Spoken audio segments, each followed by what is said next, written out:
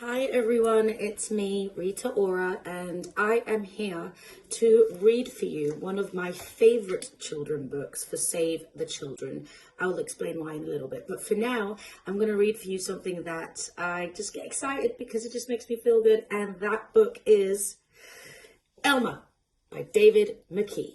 This book has so many memories of my childhood, probably a lot of other people, but if you don't know about this, then please listen carefully while I read it to you, and then you're going to fall in love.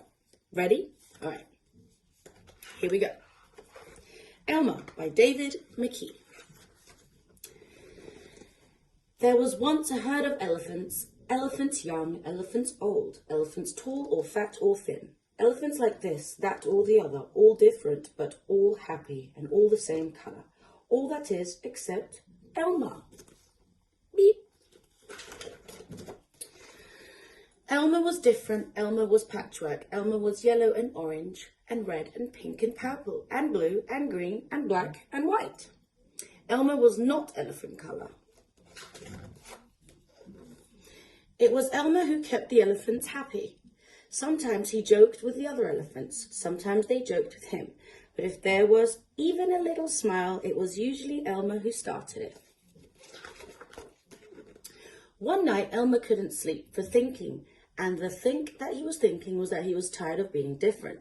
Whoever heard of a patchwork elephant, he thought, no wonder they laugh at me. In the morning, before the others were really awake, Elmer slipped quietly away unnoticed.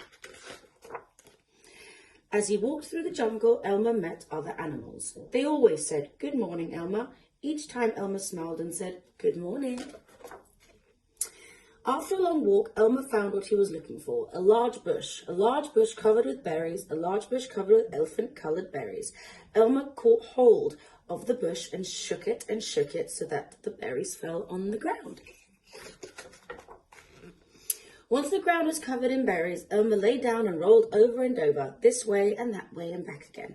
Then he picked up bunches of berries and rubbed himself all over, covering himself with berry juice until there wasn't a sign of any yellow or orange or red or pink or purple or blue or green or black or white. When he had finished, Elmer looked like any other elephant. I liked how he looked before.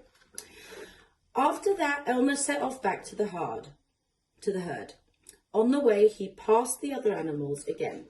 This time, each one said to him, "Good morning, elephant," and each time Elmer smiled and said, "Good morning," pleased that he wasn't recognized. When Elmer rejoined the other elephants, they were all standing quietly. None of them noticed Elmer as he worked his way to the middle of the herd. After a while, Elmer felt that something was wrong. But what? He looked around, same old jungle, same old bright sky, same old rain cloud that came over from time to time, and lastly, same old elephants. Elmer looked at them. The elephants were standing absolutely still. Elmer had never seen them so serious before. The more he looked at the serious, silent, still standing elephants, the more he wanted to laugh. Finally, he could bear it no longer. He lifted his trunk at the top of his voice, shouted, "Boo!"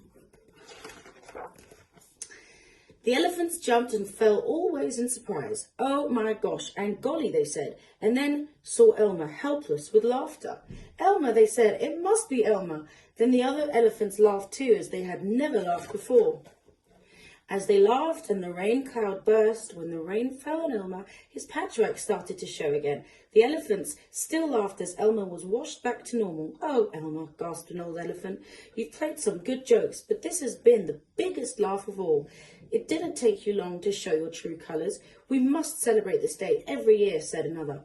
"This will be Elmer's day. All elephants must decorate themselves, and Elmer will decorate himself elephant colour." That is exactly what the elephants do.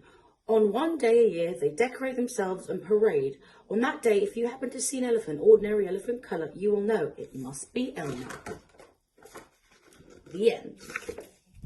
So that is my favourite book.